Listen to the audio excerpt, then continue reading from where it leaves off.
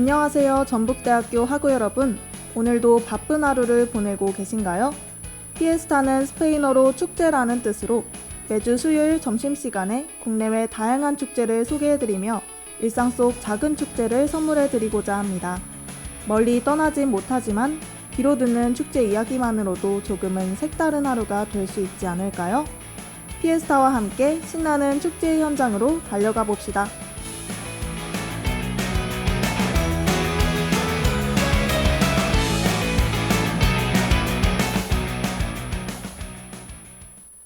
안녕하세요. 전북대학교 학우 여러분.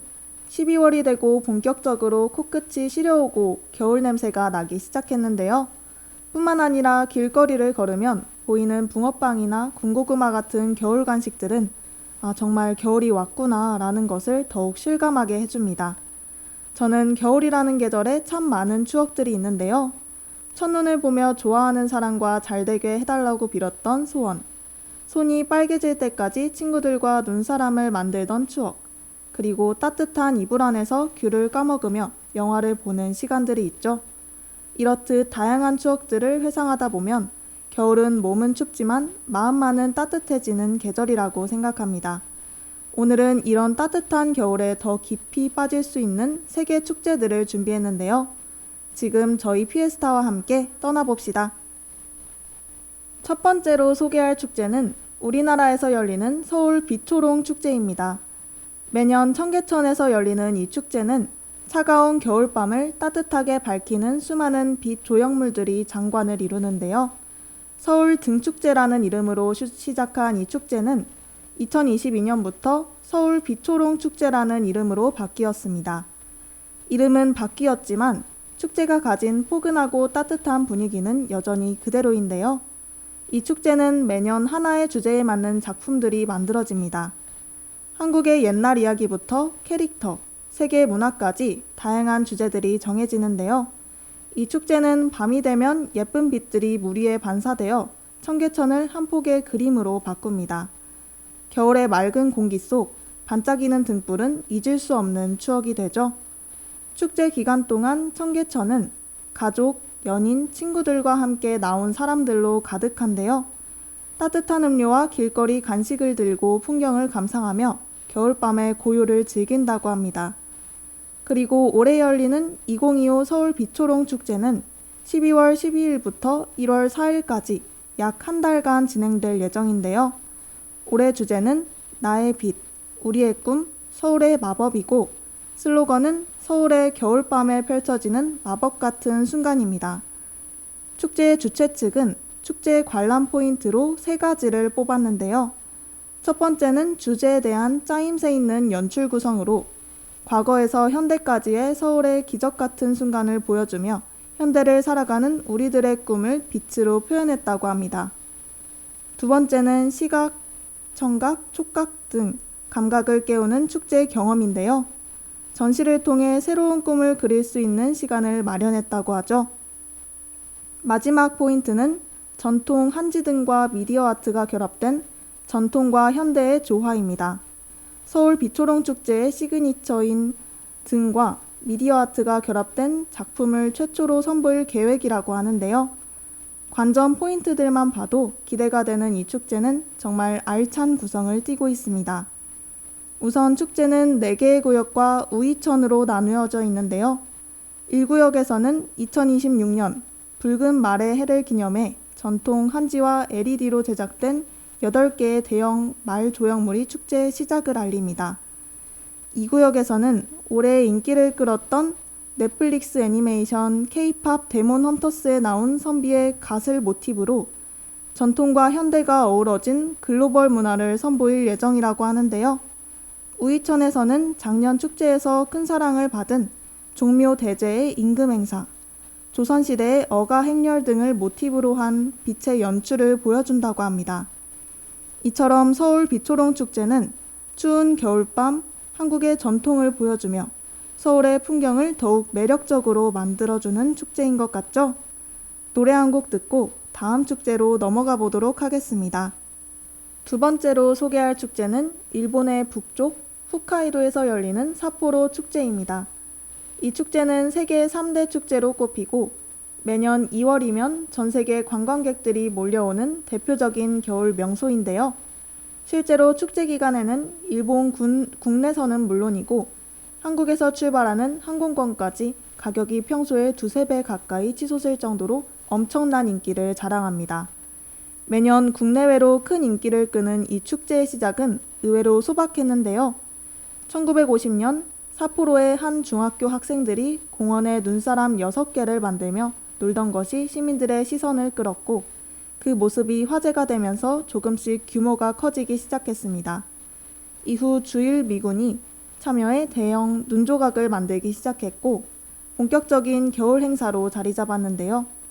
지금은 매년 200만 명 이상이 찾는 초대형 글로벌 축제가 되었습니다. 삿포로의 겨울은 매우 추운 걸로 유명하죠. 평균 영하 7도, 체감온도는 영하 15도 아래로 떨어지는 경우도 흔하다고 합니다. 날씨가 매우 추운 만큼 옷을 따뜻하게 입고 가셔야 하는데요. 이번에는 따뜻함을 유지하기 위한 아이템들을 소개해드릴까 합니다. 가장 먼저 추천해드리고 싶은 건 내복이나 히트텍 같은 내복인데요. 내복이나 히트텍은 눈으로 보이기에 얇을지라도 몸 온도를 높여 체감 온도를 확실히 올려줍니다. 또 두꺼운 패딩이나 롱패딩도 필수인데요. 예쁜 사진을 찍기 위해 얇은 자켓을 걸치는 경우 너무 추워서 사진을 찍지 못하고 실내에만 있어야 하는 일이 발생한다고 하죠. 제가 추천드리는 것은 귀마개와 목도리입니다. 삿포로는 온도만 낮은 게 아니라 차가운 칼바람도 많이 불기 때문에 쉽게 목과 귀가 시려지는데요. 이때 귀와 목만 따뜻해도 온몸이 따뜻해지는 걸 느낄 수 있습니다. 마지막 추천템은 핫팩인데요. 사진을 찍느라 손이 시리고 눈 위를 오래 걸으면 발끝부터 금방 얼어버리기 때문에 핫팩은 꼭 챙겨가야 한다고 합니다. 이렇게 추위에 제대로 준비해서 간다면 삿포로 눈축제의 환상적인 풍경을 훨씬 더 편하게 즐길 수 있습니다. 축제가 열리는 2월이면 축제의 메인 공간인 오도리 공원을 중심으로 주변 지역까지 도심 전체가 눈과 얼음 조각이 가득한데요. 삿포로는 조명과 음악이 더해져 도시 전체가 마치 겨울왕국이 된다고 합니다. 그럼 노래 한 곡 듣고 이 축제에는 어떤 것들이 있는지 알아볼까요?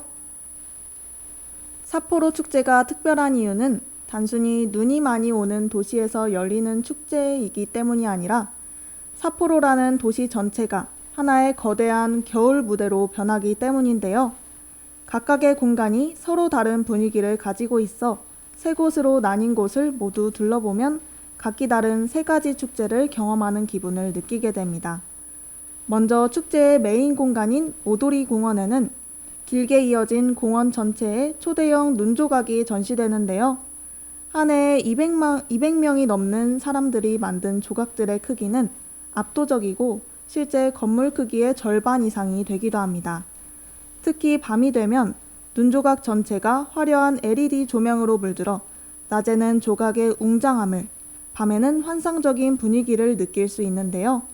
공원 한가운데에서 따뜻한 간식거리를 들고 여유 있게 조각을 감상하기 딱 좋은 것 같습니다. 두 번째는 삿포로의 야경 명소인 스스키노 거리입니다. 이곳에는 얼음 조각의 거리라고 불릴 정도로 투명한 얼음 작품들이 전시되어 있는데요. 눈조각이 주를 이루는 오도리 공원과 달리 이곳은 얼음 하나로만 만들어진 정교한 작품들이 주인공입니다.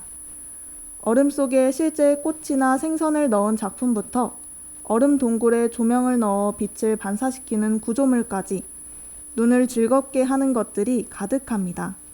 또 이곳에서는 국제 얼음 조각 대회도 열려 세계 각국의 조각가들이 현장에서 작품을 깎는 모습을 직접 볼 수 있는데요. 조각가들이 불토치를 사용해 얼음을 다듬는 모습, 큰 도끼로 얼음을 깨는 소리들이 뒤섞여 그 자체로 하나의 퍼포먼스가 됩니다. 마지막은 체험존인데요. 미끄럼틀부터 튜브 썰매, 스노우 래프팅 같은 겨울 액티비티들이 준비되어 있습니다.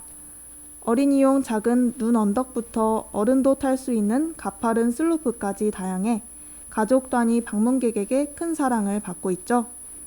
실내에는 따뜻하게 쉴 수 있는 푸드존과 지역 특산물, 간식, 따뜻한 라멘 판매 부스도 마련되어 있어 추운 날씨 속에서 잠시 몸을 녹이기에도 좋습니다. 말로만 들어도 관광객들이 추운 날씨를 뚫고 축제를 즐기는 모습이 상상되는데요. 노래 한 곡 듣고 다음 축제로 떠나보겠습니다.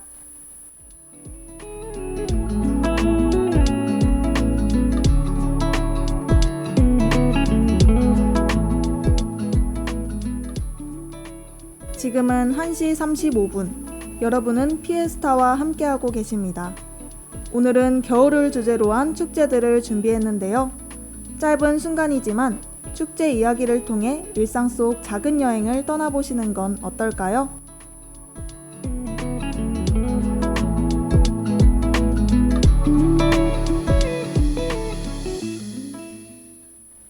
세 번째로 소개할 축제는 스위스 알프스의 작은 마을인 그린델발트에서 열리는 축제입니다. 매년 겨울 하얀 눈이 마을 전체를 덮는 이곳에서는 조용한 산골 마을을 특별하게 만드는 눈 조각 축제가 열리는데요. 스위스 관광청과 그린델발트 관광청에서 진행하는 이 행사는 조각가들이 눈을 이용해 작품을 만드는 걸로 알려져 있습니다. 비록 세계적인 규모의 대형 축제는 아니지만 아름다운 알프스 산맥에서 펼쳐지는 작품들을 보기 위해 많은 여행객들이 찾는 겨울 행사로 소소하게 알려져 있는데요. 축제 기간에는 많은 국내외의 조각가들이 참여하며 며칠간 현장에서 직접 조각을 만들고 완성된 작품들은 마을 곳곳에 전시된다고 합니다. 눈 조각 작품은 2에서 3m 높이의 정사면체 얼음을 섬세히 다듬으며 만드는데요. 작품의 주제는 매년 다르지만 이 지역의 지역성과 겨울 풍경을 담아낸다는 공통점이 있습니다. 관람객들은 완성된 조각들을 자유롭게 돌아보며 즐거운 시간을 보내는데요. 또 몇몇 조각가들이 현장에서 작업하는 모습을 직접 가까이에서 지켜볼 수 있는 것도 이 축제의 묘미입니다. 겨울철 영하권의 날씨를 유지하는 그린델발트의 날씨는 조각 작품을 오랫동안 잘 보존하게 하는데요. 덕분에 여행객들은 축제 시즌 아무 때나 방문하더라도 아름다운 겨울 조각들을 감상할 수 있습니다. 스위스 관광청에서는 이 축제를 알프스가 만든 자연의 무대에서 펼쳐지는 겨울 예술 이벤트라고 소개하는데요. 화려한 공연이나 대규모 퍼레이드는 없지만 알프스의 자연과 예술이 조용하게 어우러지는 독특한 분위기가 이 축제의 매력입니다. 사람들은 화려하진 않지만 자연의 예술과 겨울의 아름다움의 조화를 온몸으로 느낄 수 있죠. 스위스의 예쁜 자연을 바라보며 조용히 겨울을 느끼고 싶은 분들께 꼭 추천드리고 싶습니다. 그러면 노래 듣고 마지막 축제로 넘어가 보도록 하겠습니다. 투어스의 마지막 축제 듣고 오셨습니다. 여러분은 크리스마스 하면 어떤 장면이 떠오르나요? 저는 흰 눈 사이로 썰매를 타고 오는 산타 할아버지가 생각이 나는데요. 저희는 크리스마스에 당연히 추운 거리에서 울려 퍼지는 캐롤을 듣는 것이 익숙합니다. 하지만 우리와 날씨가 반대인 지구 남반구에서는 뜨거운 햇빛 아래 서핑을 하고 반팔을 입은 채로 크리스마스를 보낸다는 사실 알고 계신가요? 제가 마지막으로 소개해드릴 축제는 호주 멜버른의 뜨거운 여름 속에서 열리는 캐롤 바이 캔들라이트입니다. 이 축제는 1938년 크리스마스 이브를 혼자 보내던 한 노인을 떠올린 방송이니 사람들이 함께 모여 노래를 부를 수 있는 크리스마스가 있으면 좋겠다라는 생각을 하면서 시작됐는데요. 현재 이 축제는 호주 전역이 TV 생중계로 보는 국가적 행사로 성장해 멜버른의 대표적인 연말 축제가 되었습니다. 이 축제의 가장 큰 특징은 축제 이름처럼 수많은 사람들이 손에 불빛을 들고 함께 캐롤을 부르는 것인데요. 멜버른의 잔디밭에는 가족, 연인, 친구들이 돗자리를 깔고 앉아 따뜻한 여름을 즐기며 행복한 시간을 보냅니다. 또 이 축제는 크리스마스의 행복을 나누기 위해 시각장애인 지원을 위한 기부를 진행하는데요. 축제의 수익금은 호주의 시각장애 아동을 돕는 기관에 기부됩니다. 어린이들의 교육, 보조기기 지원, 가족 프로그램을 지원해 크리스마스의 따뜻함을 많은 사람들과 함께 나누는 것이죠. 축제의 매력은 이게 끝이 아닌데요. 크리스마스 이브가 되면 해변에서 많은 이들이 반바지를 입고 해변 모래사장에서 촛불 대신 반짝이는 불빛을 들고 캐롤을 부릅니다.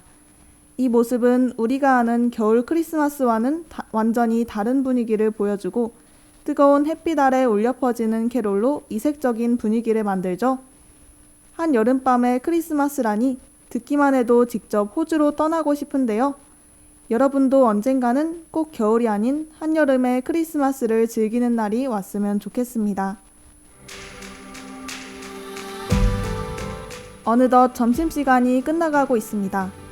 오늘은 겨울을 주제로 서울 비초롱 축제, 일본 삿포로 축제, 스위스 그린델발트 축제, 그리고 호주의 캐롤바이 캔들라이트 축제를 함께 살펴봤는데 어떠셨나요? 겨울을 주제로 한 축제의 특별함이 전해졌길 바랍니다. 바쁘게 흘러가는 하루 속에서 가끔은 이렇게 색다른 문화를 만나보는 여유도 괜찮지 않나요? 지금까지 제작 연출의 민유나, 기술의 김소영, 모니터 임채민, 그리고 저는 진행의 신소미였습니다.